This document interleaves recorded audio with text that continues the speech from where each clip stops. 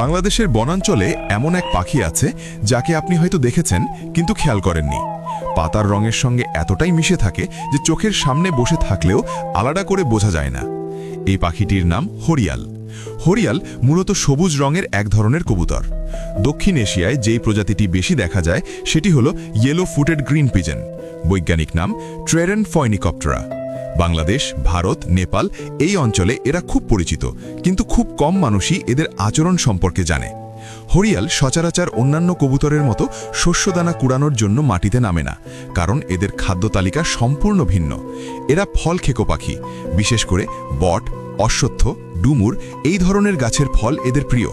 তাদের পায়ের গঠন এমনভাবে তৈরি যাতে সরু ডালের ওপর ভারসাম্য রেখে দীর্ঘ সময় বসে থাকতে পারে। হরিয়াল ফল ঠোকরায় না, এরা পুরো ফলটাই একবারে গিলে ফেলে। তাদের গলার পেশি ও খাদ্যনালীর গঠন এমন যে মাঝারি আকারের ফল সহজেই ভেতরে ঢুকে যায়। এর ফলে ফলের বীজ অক্ষত থাকে এবং পরে অন্য জায়গায় গিয়ে বের হয়। এভাবেই হরিয়াল বন পুনর্গঠনে গুরুত্বপূর্ণ ভূমিকা রাখে। হরিয়ালের শরীরের রং শুধু সবুজ নয়, হালকা হলুদ, ধূসর ও বেগুনি আভাও থাকে।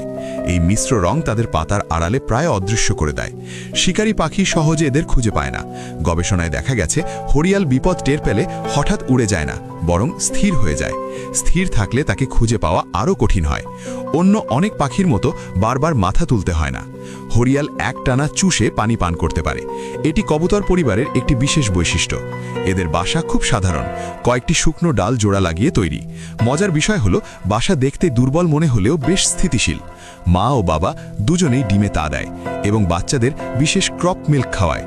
এই দুধ সদৃশ পদার্থ পিতামাতার খাদ্যথলি থেকে তৈরি হয়। হরিয়াল সাধারণত ছোট দলে থাকে। একটি গাছে 10 থেকে 15টি পর্যন্ত পাখি একসঙ্গে দেখা যেতে পারে। হরিয়াল শুধু একটি সুন্দর পাখিই নয়, এটি প্রাকৃতিক বন ব্যবস্থার একটি গুরুত্বপূর্ণ অংশ। যেসব বন এলাকায় ফল গাছ বেশি, সেখানে হরিয়ালের উপস্থিতি বেশি দেখা যায়, অর্থাৎ তাদের উপস্থিতি একটি সুস্থ বন পরিবেশের ইঙ্গিত।